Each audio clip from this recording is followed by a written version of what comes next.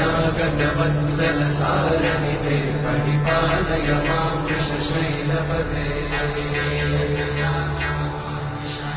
अतिवेलदया तव दुर्विषहैरनुवेलकृतैरपराधशतैः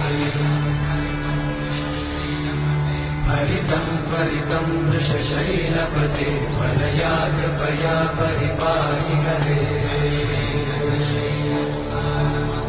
अधिवेङ्कटशैलमुदारमते जनताभिमताधिकदानरता परदेवतया गदितान्निगमयि कमलादयितान्न परं कलये